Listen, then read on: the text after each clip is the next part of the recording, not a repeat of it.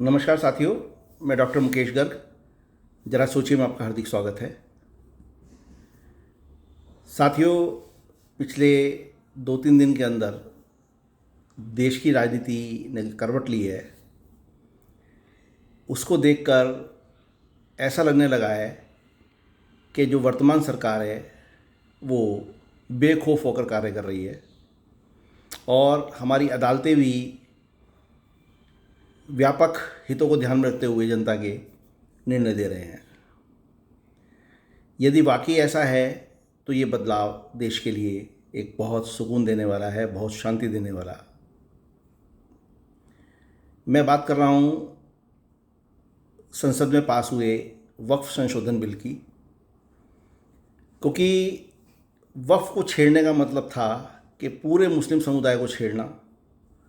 और 1985 में शाहबानो केस में निर्णय आने के बाद सुप्रीम कोर्ट का शाहबानो के फेवर में उसको गुजारा भत्ता दिए जाने के आदेश के बाद मात्र 18 घंटे के अंदर राजीव गांधी सरकार सुप्रीम कोर्ट के निर्णय से फिर गई और संसद में विधेयक लाकर उन्होंने उसको कानून बनाकर सुप्रीम कोर्ट का आदेश पलट डाला।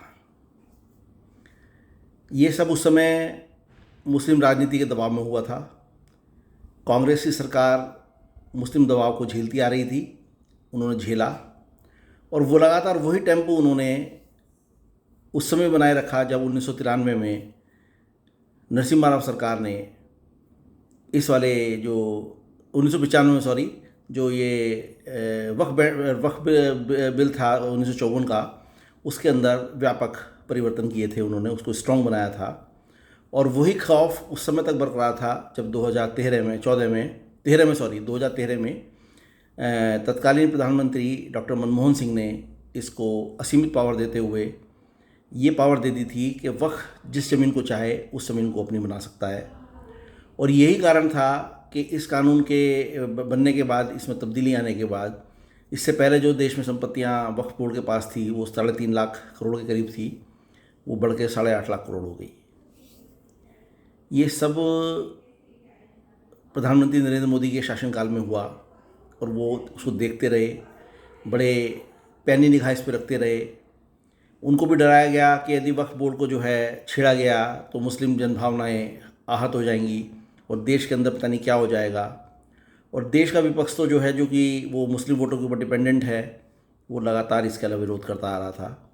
लेकिन मैं इसे प्रधानमंत्री नरेंद्र मोदी की जिजीविषाई कहूँगा कि उन्होंने जिस तरीके से बिना किसी विरोध का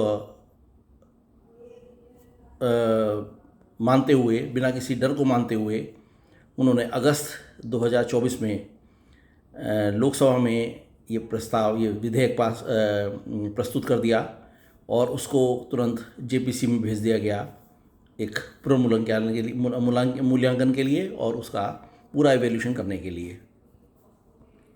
जब वो वहाँ से उसका मूल्यांकन होकर आया, उसके बारे में पूरी उसके अंदर इन्स एंड आउट्स क्लियर कर दिए गए, तो अचानक उसको 2 अप्रैल को लोकसभा में पास कराया गया और 3 अप्रैल को उसको राज्यसभा में पास कराया गया।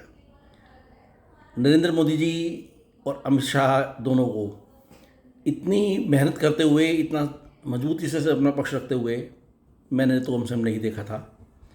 वो मैं इसलिए भी कह रहा हूँ क्योंकि जिस तरीके से दोनों सदनों के अंदर विपक्षी दलों ने उनका विरोध किया, इस विधेयक का विरोध किया, और वो भी उस समय में किया जब जो सबसे बड़ी पार्टी है सत्ता में, प्रधानमंत्री नरेंद्र मोदी भाजपा से हैं, उसके पास पूर्ण बहुमत नहीं है और वो अपने कोलाइट साथियों के साथ जो है बैसाखी पर टिकी हुई है।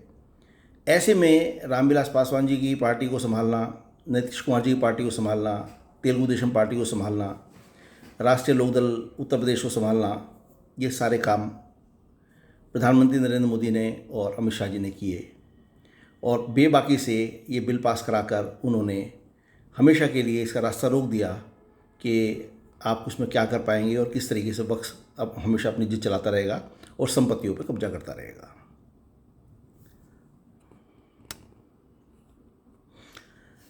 आप यदि मेरे बात से सहमत हो तो कृपया ज़रा सोचिए। मैं कृपया मेरी वीडियो को लाइक करें, शेयर करें, सब्सक्राइब करें। धन्यवाद।